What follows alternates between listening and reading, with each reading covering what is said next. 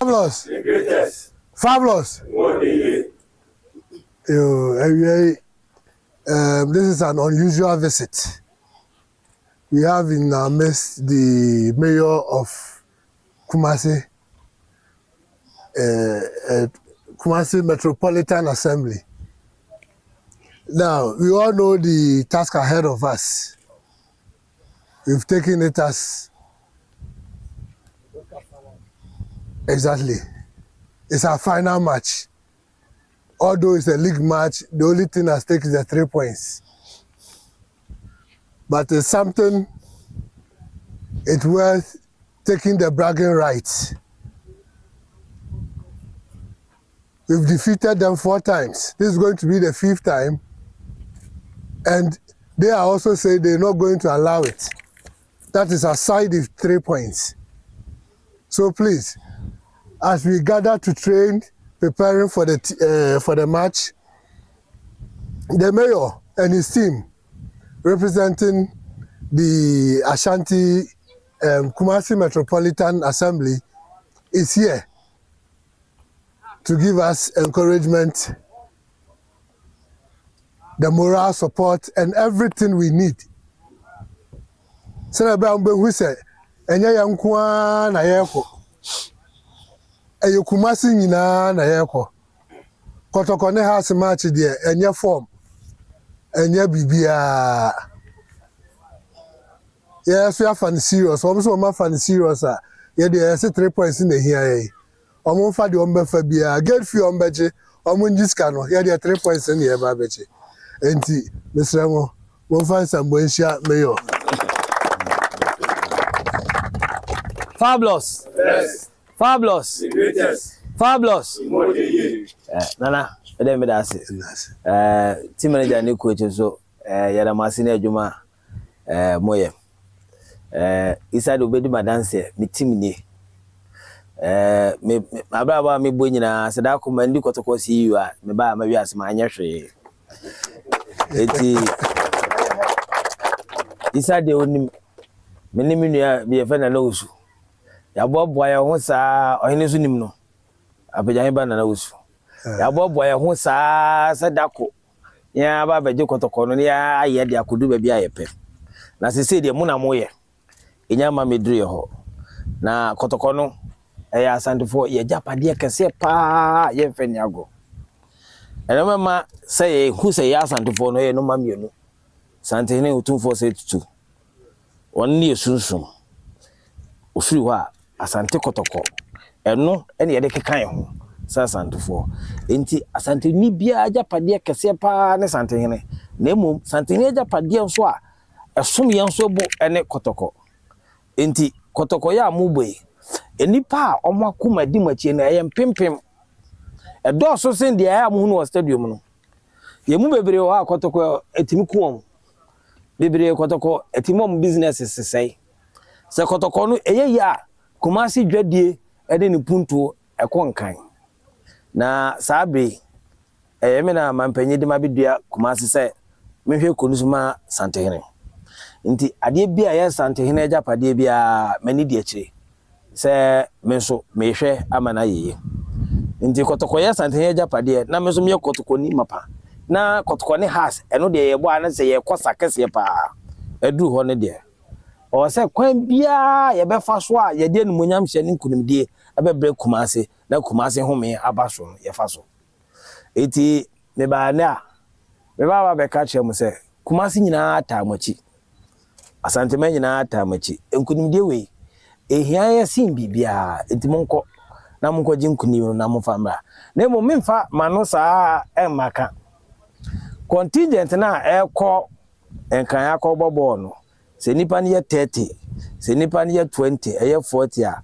mudi win ni ba minisika de about contingent obi o kan bia mema 1000 cedis obi a nipa ba ko bia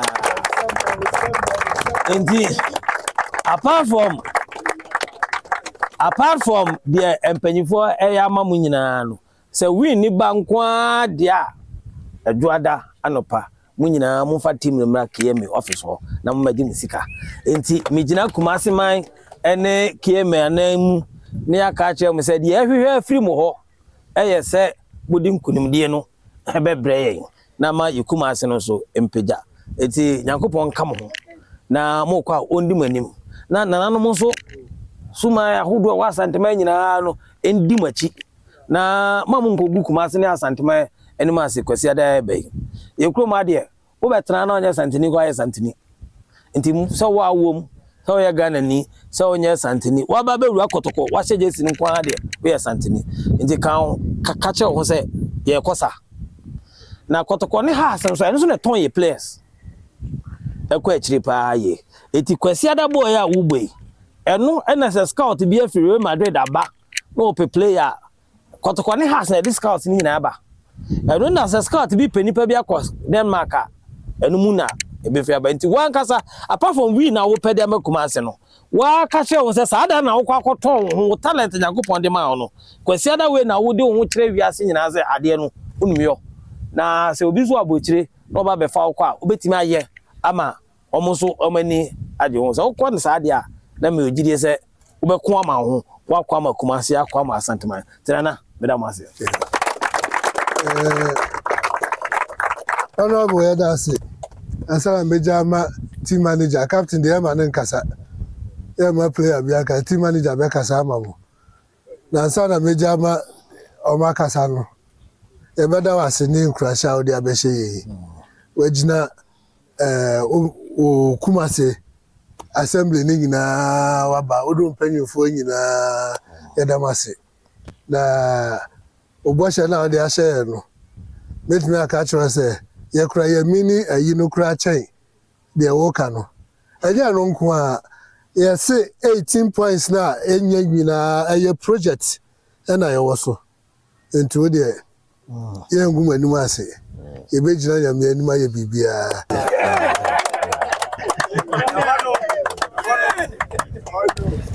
honorable mejina team ni nyina na mu na ye de aseda bebra ma because you busy ya ewukru mu nyina onya adaje aba aha abehye sa boya so be dey me boys dey di say usika no kwa dey opekwa ka family ha ya we na dey awebo a ebehye abehye ya ya da wasipa na kupon nshira ne waduma pa we nyina nyame nto nshira pa nguso na bibibia bia enkosoman ya da wasi mo piafo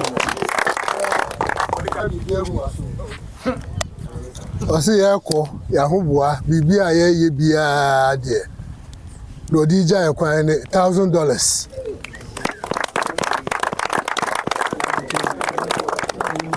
what's sako Ghana sikamu a 15,000 Ghana cedis entiano no di ja ekwan